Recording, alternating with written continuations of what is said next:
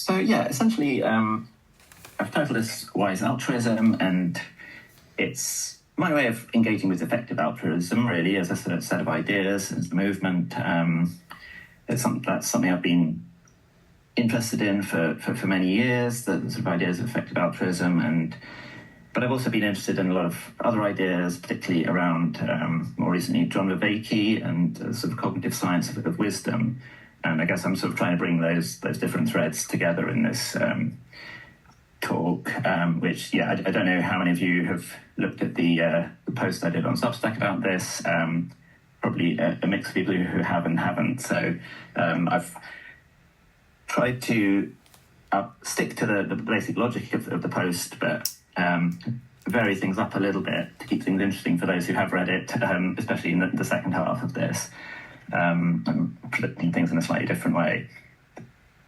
But it's essentially starting from this quite fundamental question, I think, of how to contribute to the world. I think a lot of people sort of feel like they want to do something good, make the world a better place, as the saying goes. But I think it's kind of telling that we don't actually have a standard way of formulating this question. There are these different ways of formulating it, and the one, I guess, that gets associated with effective altruism sometimes is how to do the most good.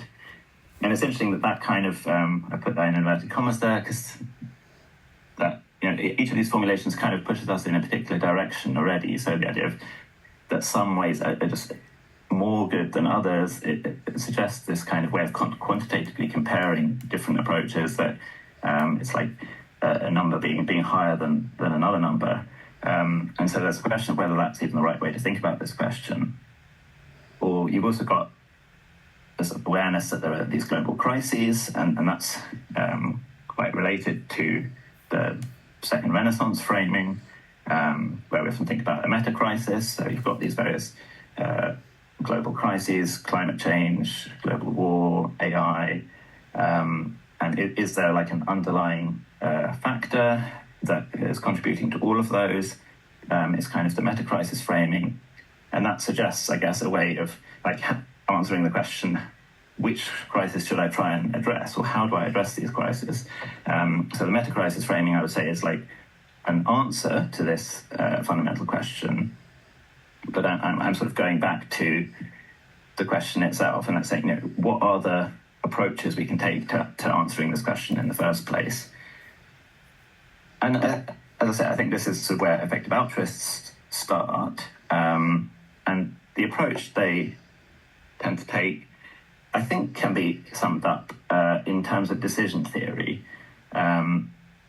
So it's quantitative, that there's this idea that you can estimate the likelihood and impact of various possible courses of action. And this goes back ultimately to this book on the screen, the expected utility theory of Neumann and Morgenstern, where they have this sort of axiomatic approach, which they sort of show it makes sense if you start with certain basic axioms to maximize expected utility. And where expected utility is defined as, you have these various different possible options, different ways of doing good, you might say, and you assign a probability and an impact to each of them, and you sort of multiply them together to get the expected utility, and that allows you then to quantitatively compare these different options and make a decision based on that.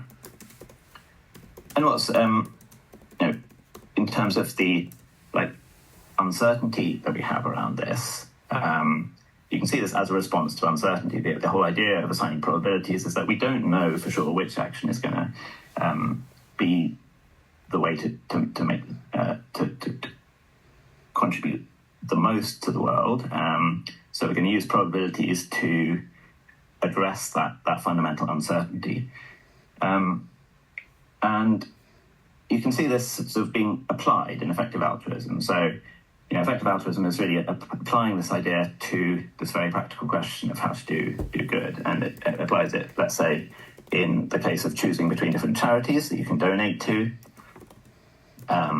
You try and look at the charities and assign some metrics to kind of good that they're doing.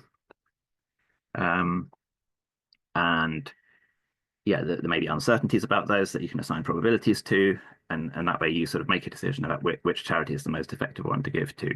That's the sort of classic original idea, one of the original ideas of effective altruism. And then more recently, in what's sometimes called second wave effective altruism, there's this greater focus on ideas around AI risk, for example, existential risks, where again, you can see the basic idea being, let's try and quantify the probability of this happening.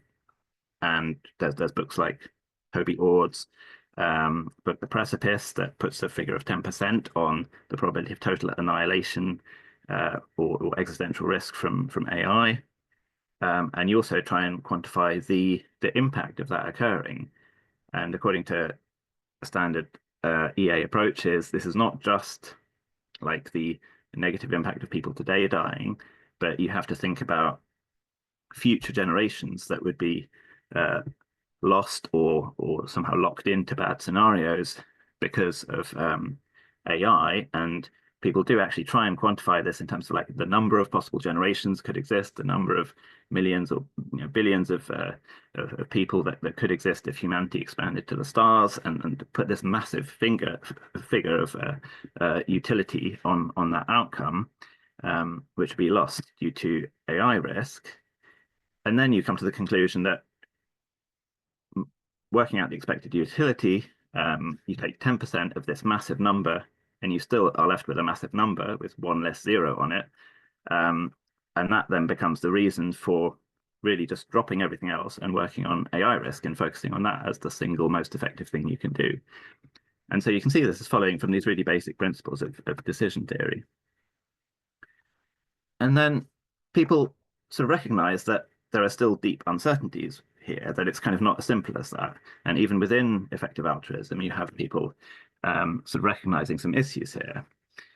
And I guess what I'm pointing to here is that there's like this range of ways of thinking about uncertainty, where the way to address that uncertainty is by continuing to use quantitative methods, but like of different sorts. So there's this book by William MacAskill, so people core to the effective altruist movement, called Moral Uncertainty, where they look at the uncertainties that derive from basically philosophical and ethical uncertainties. So the fact that in that AI scenario, we're talking about all these future generations and them being lost, putting a value on those depends on certain philosophical assumptions in population ethics, for example, and that those are controversial and some people disagree with those. And so the question is, what do you do about that? And then there's also the fact that this all kind of often depends on a consequentialist framing of the ethical situation. And there are other approaches to ethics like Kantian or virtue ethics. And so you might want to take what those different theories say into account as well.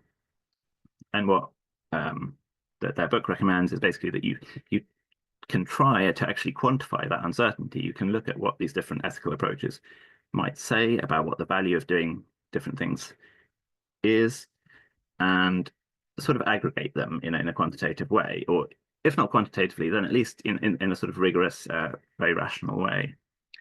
And then likewise, you've got model uncertainty. So again, in the case of AI risk, people come up with these quantitative models that tell them what the so-called P-doom is, the probability of annihilation. And sometimes that is just like a set of different probabilities that you can feed into this model, and then you aggregate them in some way and come up with a single figure. But what that doesn't take into account is that the whole model may be wrong. That way of aggregating the probabilities. And so then you can also think, okay, maybe there's a 30% chance that my entire model of this is wrong. And then you want to take that 30% into the calculation as well. And then, yeah, there are also people who talk about deep uncertainty, which is sort of described as people just not knowing what the probabilities are to assign, what the limits of the system are, what the different possible outcomes are. So again, there's this approach, which sort of there's this book that I've got on screen here, talks about where you can still apply these sort of quantitative and rational methods to produce more complex models of the situation to deal with it. So yeah, there are these ways of trying to apply quantitative models to deal with these deep uncertainties here. But there are also people who argue that beyond a certain point, quantitative models of any kind are not going to be helpful. And this, in particular, is the case is made for this by John Kay and Mervyn King in their book Radical Uncertainty, where they sort of define this concept of radical uncertainty as different from deep uncertainty or Knightian uncertainty. And they say it's defined by being it's unresolvable. So it's not just we don't now know the probabilities, but it's we can never know those probabilities. It's not something we can just resolve by doing further research. And similarly, there's a sort of fundamental incompleteness. So we don't know what the possible range of outcomes are in any different specific situation. And so this is linked to the idea of black swan events, for example, things that we couldn't predict in advance could be one of the outcomes. But it's sort of more general than that, that in general, in most decision situations, we don't know the full range of possible outcomes. And this actually challenges some of the basic axioms of decision theory that we started with, which tend to assume that you know the full range of possible outcomes. And in effective altruism as well, people have talked about the idea of cluelessness, which is basically the idea that you can't generally predict the long-term consequences of your actions, which is very relevant when you're a sort of long-termist, which is a sort of trend within effective altruism that tries to focus on long-term consequences. And that's obviously problematic if you just literally cannot predict those consequences. And another source, I guess, of radical uncertainty that's emphasized by David Deutsch is scientific discoveries, which are sort of by their nature, he points out, unpredictable, because in order to predict a new scientific discovery, you'd effectively have to understand the science well enough to be able to predict what form that scientific discovery will take. And that's, if you look back at futuristic predictions, let's say in the 19th century, you can often trace the issue there to people failing to predict such things as the internet or other forms of 20th century technology. And likewise in complex systems, you have this idea of there being this fundamental unpredictability at the level of the emergent behavior of complex systems. So I think there's this persuasive idea that some kinds of radical uncertainty can't be properly addressed by quantitative models. So if that's the situation we're in, and you still want to make the world a better place, what is the right approach?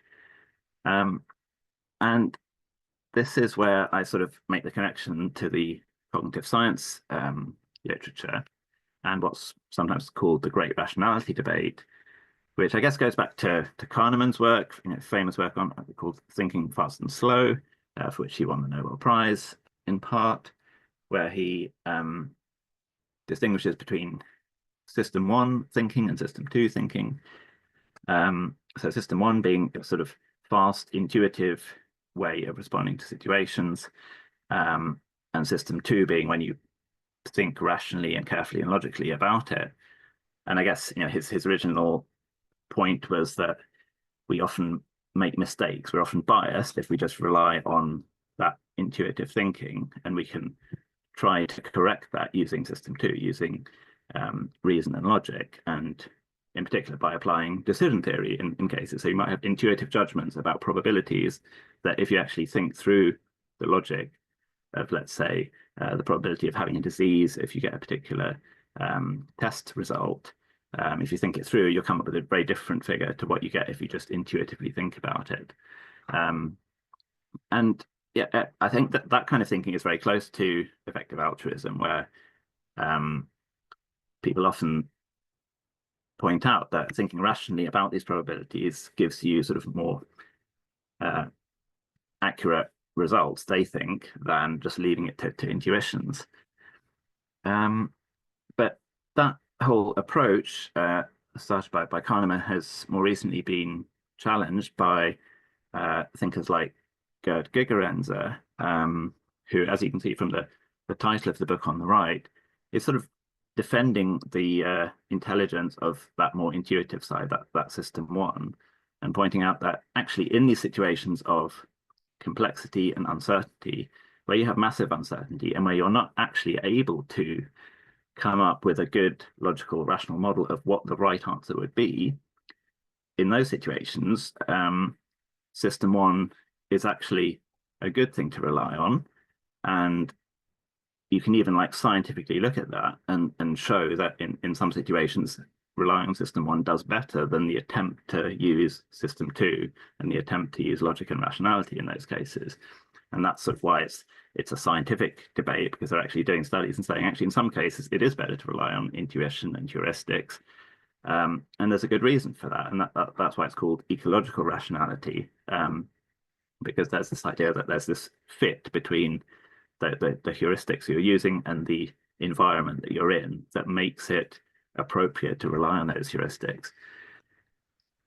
And so, yeah, as I said at the start, I'm sort of interested in Vervaeke's work. And what I think is really interesting in this recent article he's co-authored with Anna Riedel is that he tries to integrate these two approaches, and he kind of says, yeah, that they're actually both right to some extent. So it's true that sometimes you can use system two to correct the intuitions of system one, but equally, sometimes you do need to rely on system one, and system one can actually correct the errors that result from system two. So, and he connects this to the idea of wisdom, which there's actually quite a large cognitive science literature on now. And yeah, in this paper from 2013, authored with Leo Ferraro, so a little bit before his more popular work on the meaning crisis, he's got this paper about the cognitive science of wisdom, where, I mean, I think what's really important here is this bidirectional arrow. So, you know, in a sense, you can see what one of these sides is, this is sort of system one on the left, and this is system two on the right. And the point is they can both correct each other. So these different terms at the top, some of you may recognize are the ancient Greek terms that are sometimes translated as wisdom in the philosophical literature.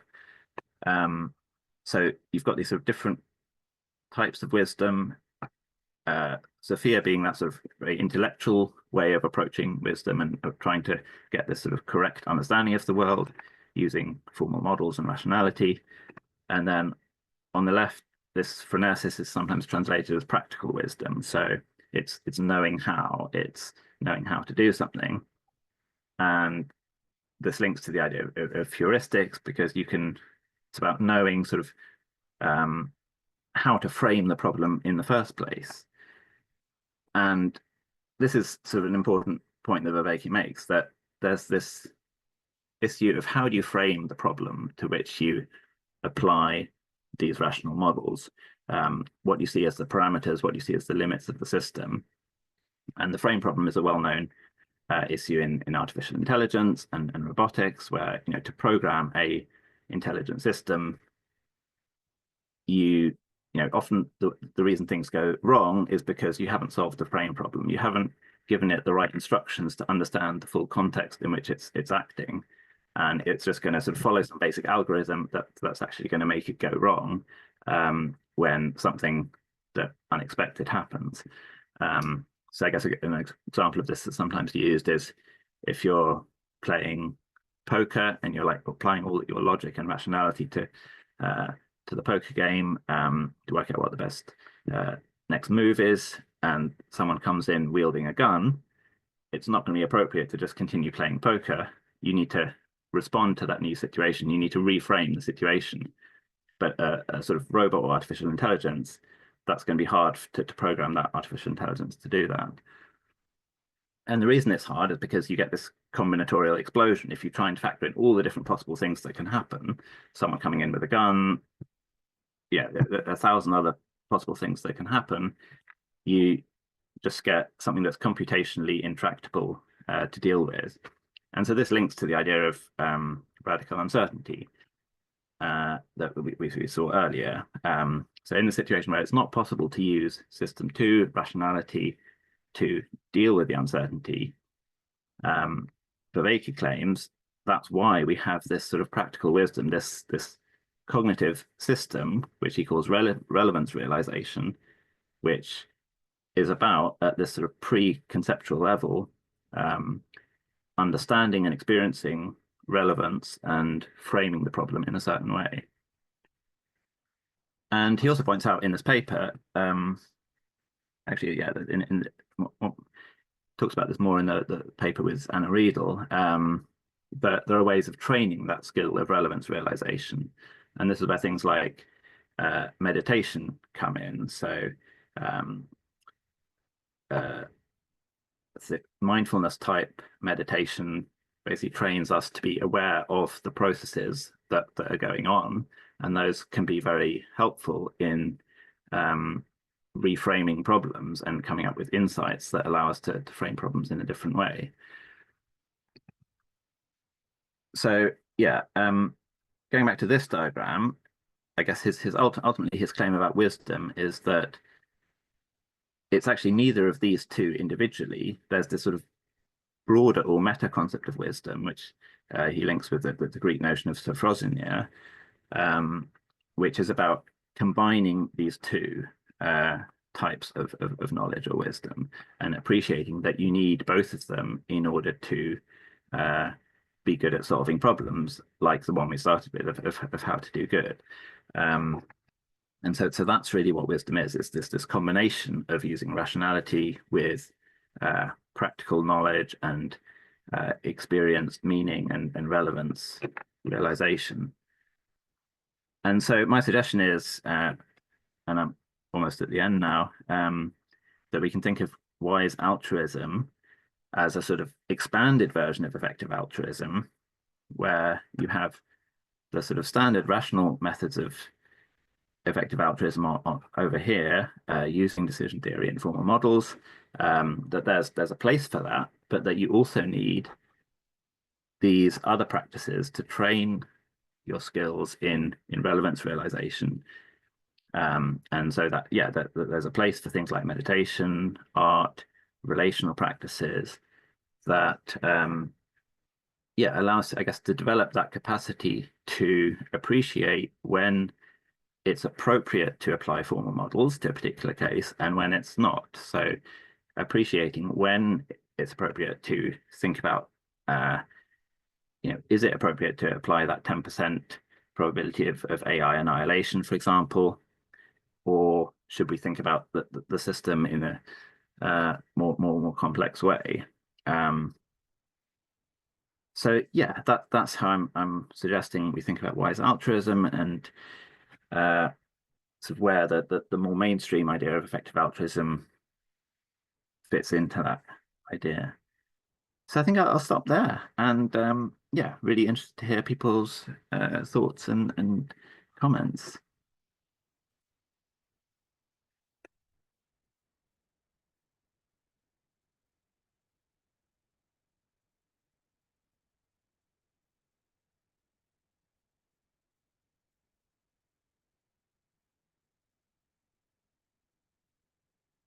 Yeah, feel free to just jump in or raise your hands as you like.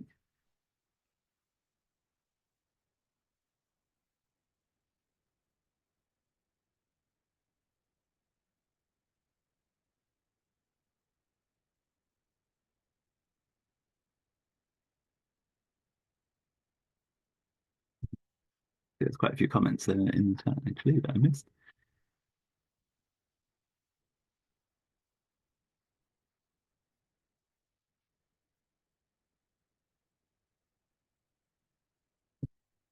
So yeah, interesting question about whether wise altruism handles moral disagreement more effectively.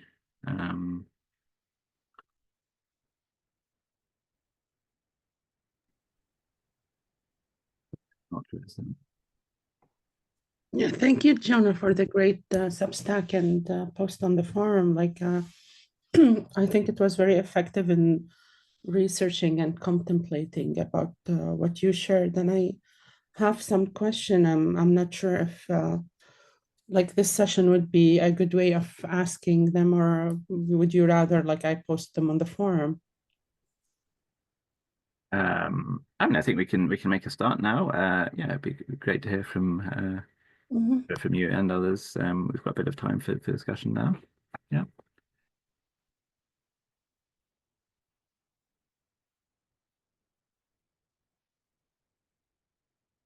Yeah, do you want to go ahead with your question?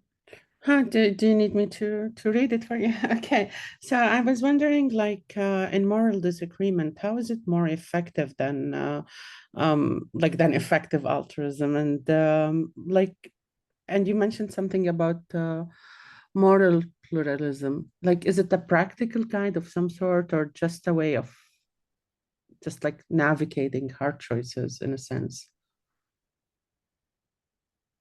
Like I remember that case with the FTX and Mm, like the cryptocurrency stuff and how it unfolded with effective mm, altruism. And yeah, like I'm reflecting on such case scenarios in particular. mm.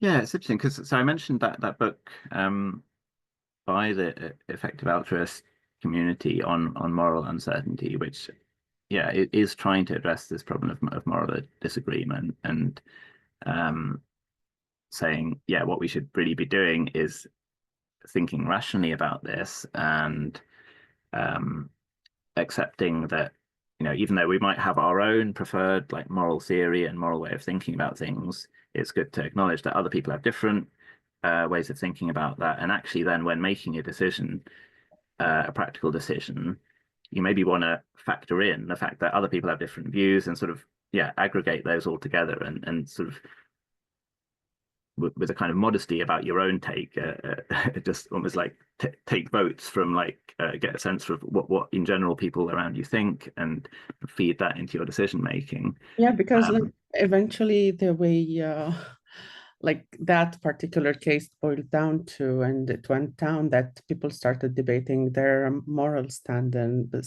and their moral uh, like kind of perspective. This is why like it remains puzzling for me how this can be handled in a better way with WA. mm, mm. Were you thinking of the FTX case there? Sorry. Yeah, exactly. Yeah, because I think it boiled down and took everything down with it based on Mm, morality in a sense. mm. And I think you could maybe say that in that case, he wasn't doing what actually other effective altruists would have recommended. Like he was taking a very like hardline utilitarian approach and was precisely not considering that actually that other people might have different takes on what would be the moral thing to do there. So I think even within effective altruist thinking, you can criticize Yeah, but or this is the slam second bang part compete. of the question, like Mm, because okay, I see potential in moral pluralism, but how does it actually unfolds, like in mm, your perspective? mm. Yeah, and this is the thing. Like, so how does wise altruism look at this differently? I guess I think there is a similarity there in that you do want to appreciate a wide range of different views when you're coming at it from this sort of relevance realization, um, appreciating the value of intuition. Part of what you're appreciating there is um, the fact of uncertainty and the fact that there are these different framings. I guess the difference is more that you're trying to get a kind of felt sense or like gut feeling of the situation in addition to thinking about it rationally. So um, uh, yeah, that it seems like the effective altruist approach of thinking rationally about it as well would be part of the solution, as I suggested, that you can sort of combine both methods. But I guess it's also about just really feeling in your gut the uncertainty and the I guess the kind of experience you have when talking to other people and seeing that they have different views and sort of taking that on board, I guess would be my start of an answer there. But yeah, it's a good question. Yeah, Nicholas, you want to say something?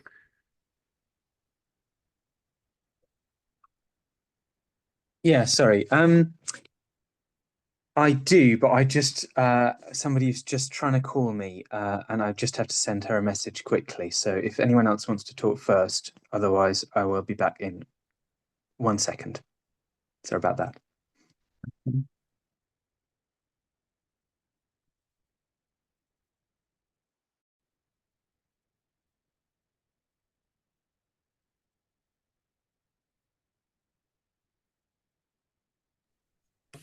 Do you Okay. think there's okay, go ahead. No. Go. I've got a little bit of a problem in how to talk about this because I read your Substack post which you shared earlier, Jonah, and I'm really, really happy that this was the topic. This is something I'm very, very strongly interested in and engaged in, this question of uncertainty and making right decisions under uncertainty for reasons. But without saying a little bit about what those reasons are and the context where I'm coming from and the case studies I'm trying to apply it to, I think it's hard for me to say my point, and I don't want to just be talking about myself. But I was trying to apply very decision theory, utilitarian style approaches to decision making for the conservation project I was working on, meeting resistance against those, not becoming sometimes convinced by the resistance. People saying things like this is far too mechanistic, far too left brain. Reading Gerd Geigerenzer. So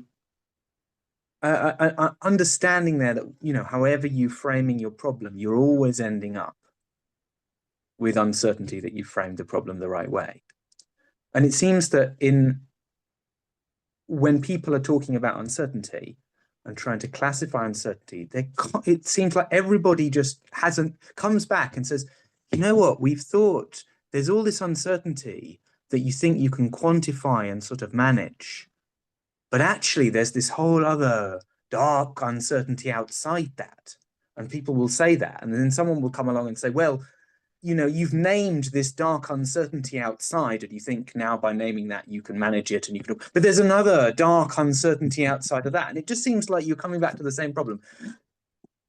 Deep uncertainty, radical uncertainty, whatever it is, every time you're just saying you've thought about it, but there's something you haven't thought about yet. And it seems to me like we can all agree that there's things we haven't thought about. There are things that we may be radically wrong about, but we have very, very different perceptions of what those might be. To somebody, like the idea, a black swan living here in the UK is like the government suspends the state pension. To somebody else, it's like aliens invade. And that's on the low level of possibility that's on the low level of uncertainty. Aliens invade doesn't actually require you to be radically wrong about how the universe works. It just requires there to be some aliens that invade. So there's so many levels of uncertainty. And when you're getting to the moral uncertainty, that just seems to be magnified hugely. So I was having a conversation in Bergerac the other week at the Hub with a young man called Max, who said he was going to be joining some of these research calls. He was coming very much from an effective altruism framework. And he began the conversation with something like, I think, basically all people believe the same thing. We have a conversation for a while, believe the same thing about what is moral, about what is important, about what it is right to do. We're all basically on the same page. There's maybe, after a while, it turns out that he is one of those effective altruism people who believe that eventually we should be replacing all wild animals with philosophical zombies, with robots of some kind, so that they don't feel suffering, because the natural world is so horrible and there's so much suffering in it. And I'm a wildlife conservationist. And I just think it seems, from what I've seen of it, probably in the effective altruism community particularly, but not just there in general, I think people are way underestimate the amount of difference there is in how much people may differ in how the world is and how much people may differ in what is right or wrong. And I think sort of rather than trying to classify uncertainty again and again into there's this stuff you've thought of and there's this stuff that you haven't thought of, what we need to be doing is saying what those things actually might be. What are the radical possibilities of how the universe might work, or rather, obviously you don't know what might be true that you don't know, but what are the things that you think are true that might be wrong? How deep are you currently prepared to question, understanding that we may be going far beyond that? And that's a discussion I'd like to see.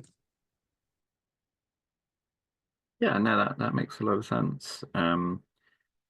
I guess the way I'm sort of hearing that is that's almost the rational part of the diagram that you're talking about there. That yeah, we need to rationally think through what are the different options on the cards, what are the different scenarios, like aliens invading, yeah, pension schemes failing, and yeah, what I've been suggesting is that rational approach needs to be part of the overall approach that we all have to doing good. It's that it's the sort of system two approach where we do need to consider all those options and try and apply rational methods to that deep uncertainty and have those rational debates with each other, you know, if we disagree about it.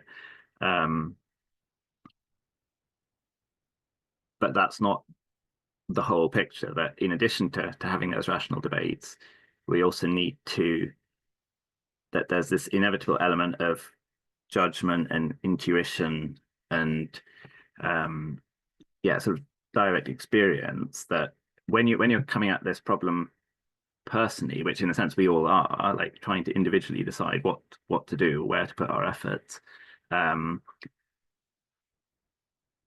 think there's a case that you want to try and align those two elements. Like you want to look not only what are the different arguments, the different scenarios, the different reasons, but like how do they make you feel in a sense.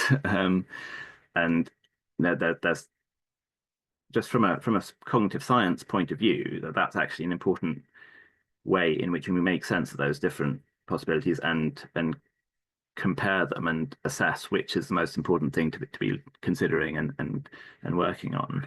Does that make sense?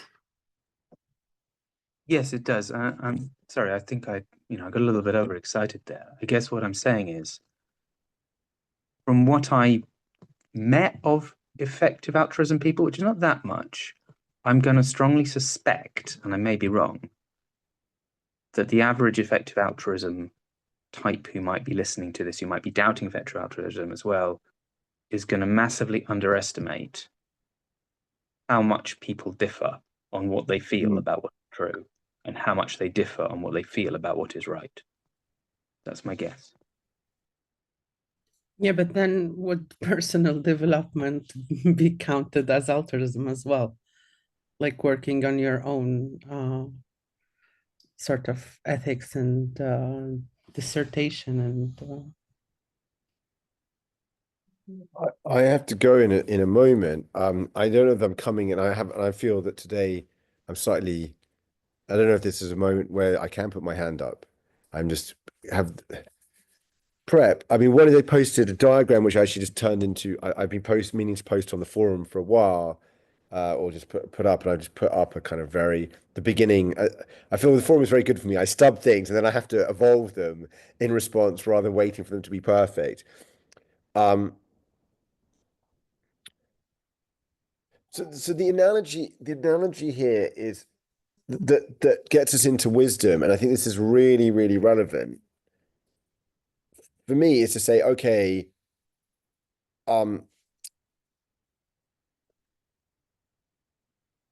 I mean, if the side is EA or just making choices, right? Like, how do we make choices for the good?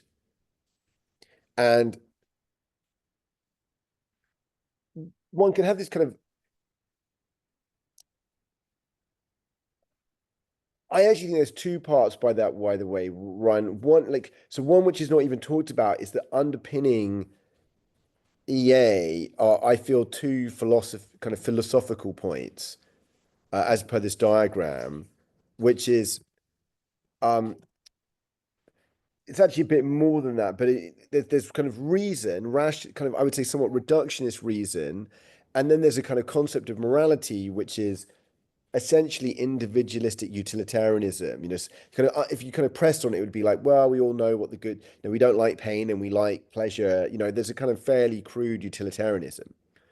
So one in deciding how to make, change in the world, there's one is like, how do you perceive the good? Right. So one like major shift is to say, oh no, we don't agree with utilitarianism. There's something, so either you go around a kind of valueception route, which is, I think is sometimes a little bit naive, but the kind of, hey, it's ultimately, I mean, I think McGilchrist has it in a very nuanced way, but there is like, there is some kind of good in the universe. Like it's kind of, it's like ontologically real, which it is not for utilitarians, really. There's just like pleasure, pain, stuff related to materialism, basically, like stuff in our body that, we can, we have subjective experience of, but we have all these correlates and we can study it in fish and other things. And then there's this sense of the good, which is, and like, go off the deep end, like, in the Zach Stein, David Temple book, there's really like this value in the universe and we can perceive it. But I think that's like where McGilchrist also gets in, like, the Schlerer, and, you also have hierarchy of value, you can have more nuanced philosophical versions, but at the end of it, it's like there is good in the world. So that's one thing, which is like almost gets mystical, right? You can have this value perception, and that's how you perceive the good. But then there's a second part, which is how do we act towards it, which is more what I think your presentation, Jonah, was like, leaving aside the question of like even perceiving the good. There's more like what is skillful action towards it, and the classic ones are like, assuming we can, like we all agree we don't want to all die from AI, like what is, what are the way, what, but what is the ranking of these different things, and like what should we dedicate energy to? And there, like, there's this kind of evolution, right, of like how to make choices in complex environments, and that it's kind of, I think as we end up towards things we think about of like wisdom, like some kind of capacity to make skillful judgments and action. And in philosophical terms, again, I think the most, I don't know, like basically McGilchrist, right, and the matter with things is sort of depending an elaborated pragmatism. Charles Sanders Peirce. Funny enough, Zach Stein is also a massive fan of Charles Sanders Peirce. And so kind of you're basically trying to perceive the truth, like what is, and pragmatism as a philosophy is crudely like, well, what, truthy is what works, kind of thing. Like truthiness is what works. But you trying to perceive what is, like do sense making in very complex, combinatorially explosive environments, and work out paths to realize, like towards kind of particular potential what is, right? So, which you could think of as another kind of what is, like realizing the path and realizing the destination, but this sort of, what will get you there. And these things feel a lot more wisdom like, right? They kind of involve capacities that involve reason, but transcend them. Now, it includes intuition, but it involves this ability to kind of somehow skillfully discern. You see it in all the parables about Zen teachers, or you see it in Solomon, the story of Solomon. Like he discerns this very skillful way to set up an environment which will reveal the truth of which woman is the owner, like which woman is the true mother of this child that's died and lived. And in Zen stories, it's like, the master, there's all this stuff said, and the master just does X, and the person is enlightened. Or, there's this kind of ability to do the right thing at the right moment that kind of, is very discerning. And, I think one of the things, obviously, Vervaeke and the things you're gesturing towards, Jonah, and a load of this is, we can go, what we're trying to do at the moment is be like, not just be like wave our hands and be like, oh, well, it's better skillfulness, but we also don't want to reduce it to, we can measure it with like probability numbers. And what are the features of these capacities that we imagine of skillful discernment that we could actually point to? And to kind of end with another analogy, the best example I feel of this is actually then Christopher Alexander. So Alexander is trying to point to maybe something else I think relates closely to wisdom, but is like wholeness, like the ability to make beautiful whole buildings. And he ultimately, he's both saying in his work, this is mystical and transcendent. It ultimately is a capacity we can cultivate, but is not one that is reducible to analysis. And I can point out features, like he has these 15 features of basically of wholeness and beauty that he elaborates, in which, while you can't measure, you can like rationally, like we could debate like how much this wall has versus the ceiling. So though I feel it's an example in a really concrete, if you pardon the metaphor, domain of doing this thing that we imagine we want to do with wisdom, which is both say it's transcendent and it's kind of like you can cultivate it, and there are people that you can imagine, kind of groups where we're like, oh yeah, that person has it more than this person, and there's kind of networks of that, just in like, you can imagine architects being like, this person can really discern wholeness, and combined with like being able to talk about principles or patterns or aspects of it in a kind of reason-based way.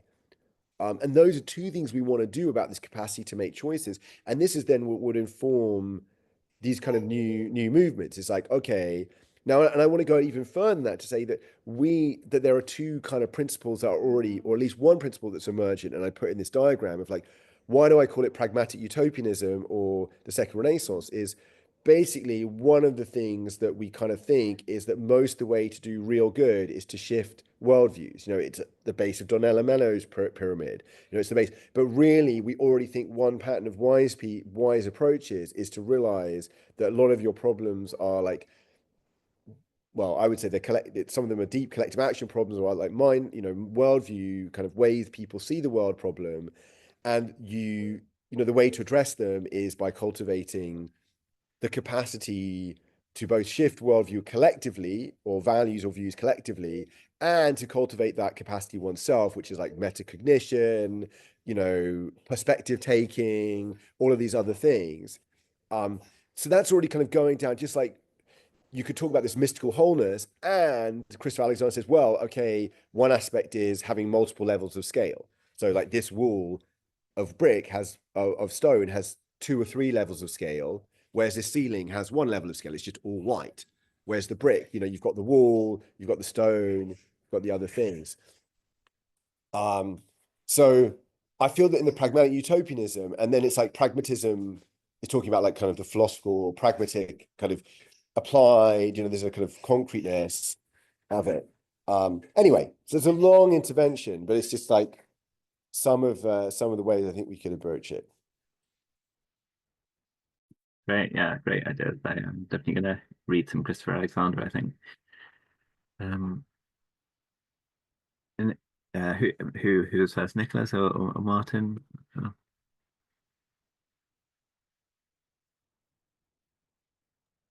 I already said something, Martin hasn't, so. Thanks, Jonah, for this presentation. It was very interesting. I just wonder how a person who is mostly an intuitive kind, like myself, connects to this, because it seems very mechanistic way of thinking. And I went to this conference last weekend. It was decentralized science, and these psychiatrists were talking about, basically explaining to us how we see reality, and when we walk around, what sort of model we have in our mind.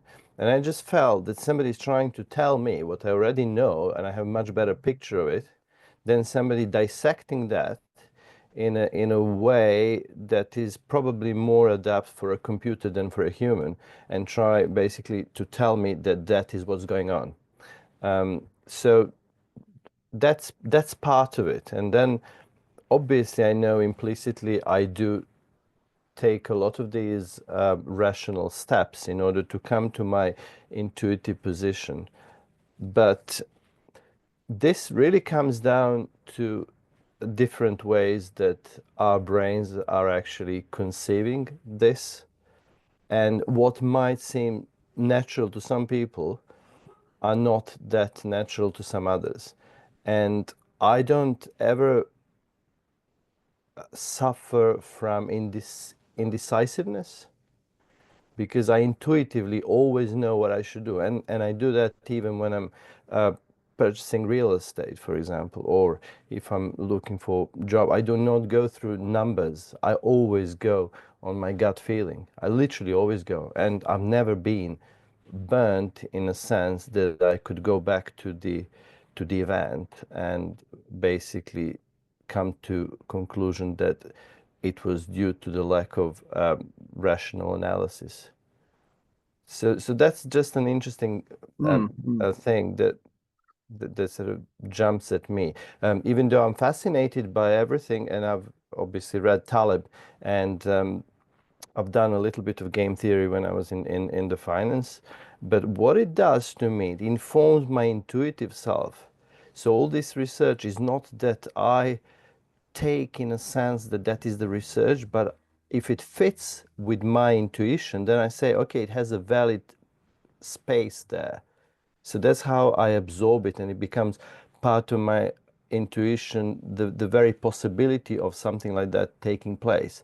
Not because it was proven by numbers, but because it was something that was insightful, and it was in a shadow, and somebody just shone some light into that shadow, and it emerged, and I said, great, somebody has surfaced something that was hidden.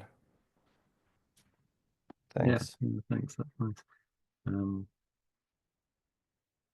Yeah, it just makes me think. I mean, I think it's a great point and something that people think about a lot. I think in cognitive science and neuroscience, we're talking about McGilchrist as well, that there is this individual variability. I think that's an important point and something that always needs to be taken into account with any such science.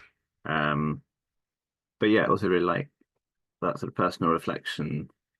And I think, for me, what's appealing about Vervaeke's model is like I said, that bidirectionality, that there are these sort of two different processes. So while I completely identify with what you were saying about you sort of do the rational thinking and you sort of kind of integrate it into your intuitive sense of the world, and maybe that intuitive sense can sort of help guide you in your decision making. And I've got to go in a minute because I've got a little visitor here in the background. But then I also have this personal experience, strong personal experience of sometimes just crunching the numbers or working through a logical argument can be like something that changes your mind, or so and that for me is that the importance of the rational side, that sometimes you just hear a new argument and it's just because it's logical that actually you change your mind, and it's nothing to do with intuition, or it goes the other way. It's because you've heard the new argument, that then changes the way you intuitively feel about it. And so I feel that there's these sort of two different modes of developing into truth in some sense.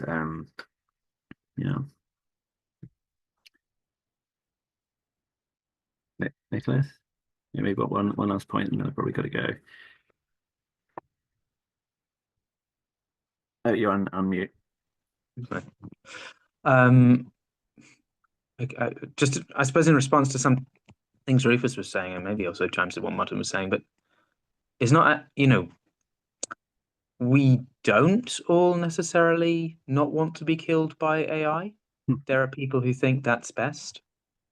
And, there's this response that we have that's saying those people don't count. Their views are ridiculous. They're a weird minority. But we live in a world where there's been a huge movement of people who believe the Earth is flat. But we can go out and we can show that the Earth is not flat, at least to our satisfaction. We can't go out and show that it isn't better for AI to take over the world and destroy humanity. We can't show that. So I think we're living very much in a bubble of moral opinion and factual opinion. And the way Rufus was talking about, maybe this is getting a bit mystical, so it's sounding a little bit suspect, which it probably is going to utilitarians, but most of the people in the world are going to say, if your moral outlook is not informed by, if not your own mysticism, then somebody else's, then why are you even talking about morality? I don't want to even talk to you. So I just seems very kind of insular. And I think isn't it what you're pointing to then, maybe, that there's this like skill or virtue that involves perspective taking, right? That there's what we want to see is for people to develop the skill of taking in as many perspectives as possible and actually not being insular in that way, right? That's one of the skills maybe on the wisdom side of things that can be helpful here. And so not seeing the other side as just crazy or like how could we possibly experiment and find out really how many perspectives we can individually hold? Because we always talk about that, but it would be really interesting to see to what extent we are really capable of that. I mean, I don't think we even know how many perspectives we, the people on this call, hold as our sort of default perspective among us.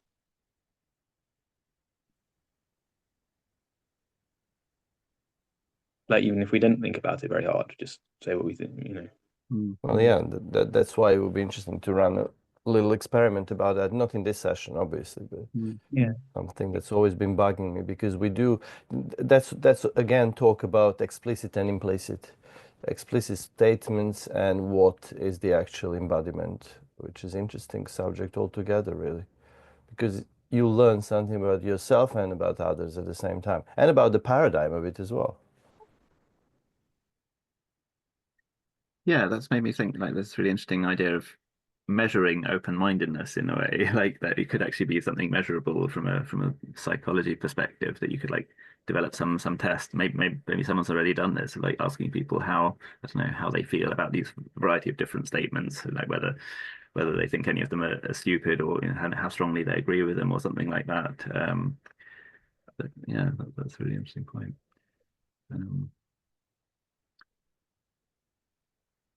Okay, well, yeah, I should probably get going, but yeah, thanks. That really good discussion. Really useful feedback for me. Thanks for great presentation, Jonah, and great discussion. Thank you, everyone. It's very great. Yeah, thank you, Jonah. Yeah, great material.